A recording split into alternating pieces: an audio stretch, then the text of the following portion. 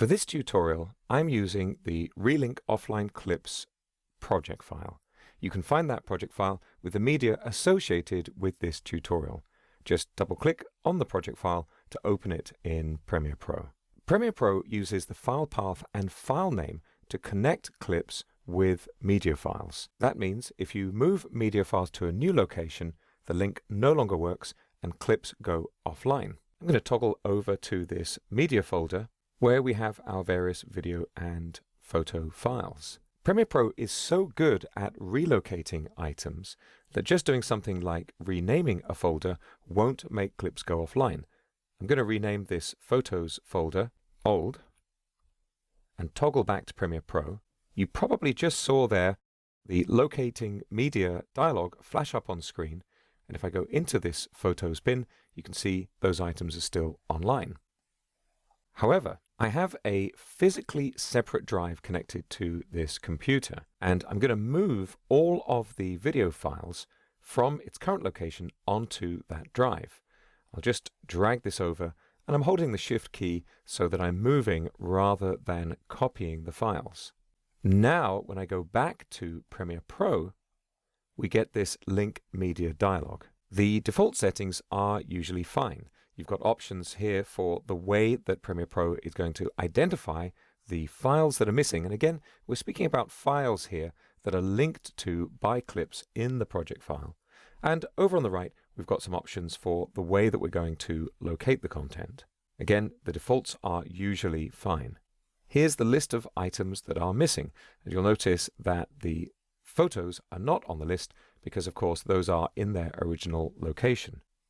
Because I've got this option, Use Media Browser to locate files enabled, when I click Locate, instead of just getting a regular system browser, I actually get a kind of a version of the media browser with which I can preview files as well as just browse to locate them.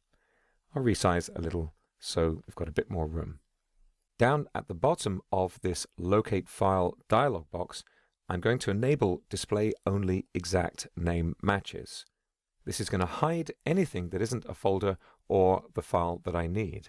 I'm going to go to the drive that contains the media, and looking at the top, I can see the last path, the last known location of this clip. The first item on the list is actually a P2 MXF media file, so it's tucked away inside multiple subfolders rather than being right there in the media folder. We've got the currently selected path just underneath it. Because I've got quite a lot of other files on this drive, all inside this Other Files folder, I'm not going to search right away. I'm going to speed up the search just a little by browsing into this media folder. Now I'm going to click Search, and Premiere Pro has found exactly the file we need. If you look at the new path at the top, we're now looking at the D drive rather than the C drive.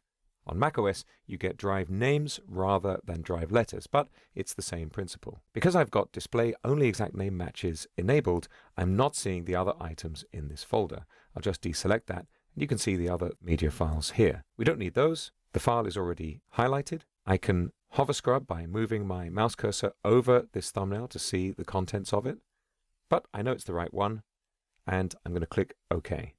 When I clicked OK, Premiere Pro automatically checked the relative locations for the other missing media files.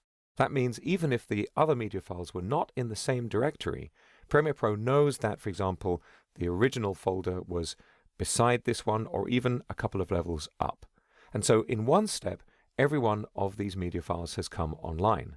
This is not going to work if you've moved your media folders to different relative locations, or for that matter, to different drives. But in the main, you're going to find that this single step is all you need to do to relink your media. I'm going to go back to my media folders, and I'm going to move, again with the Shift key, my media back over to the original drive. Now, when I go back into Premiere Pro, you'll notice that the clips link automatically, and that's because Premiere Pro has remembered the previously known locations for this media. I can also manually set clips to be offline. Here, for example, I'm going to right-click on one of the items in my project panel, and I'm going to choose Make Offline. You do have this dangerous option to delete media files when you do this. This is one of the rare occasions that Premiere Pro will allow you to do anything to your original media. You generally do not want this option to delete the file. I'm going to click OK to keep the media files on disk. Now, if I double click on this item, I get the Edit Offline File dialog box. You'll notice I have the option to specify a tape name.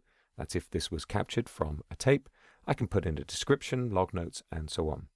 Now, instead, I'm going to right-click and I'm going to choose Link Media. This is distinct from the Replace Footage option, which replaces the original media file with any media you like, whether or not it matches the original file. So I'm going to choose Link Media, and this takes me back into the Link Media dialog box. And I just wanted to run over a couple more of these options. If you are having trouble relinking media, you might want to enable or disable some of these match file properties options, in particular the file extension.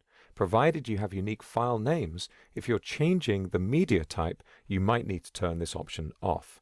The Align Timecode option just aligns the clip timecode with the media file. And of course here we've got the Relink Others Automatically option, which we want if we're relinking multiple clips. With this turned off, when I had clicked OK previously, we would have just come back to this dialog to relink each clip individually. We've already looked at the Use Media Browser to Locate Files option. If I deselect this and choose Locate, I go to a regular system dialog box to browse for the file, and that might be fine.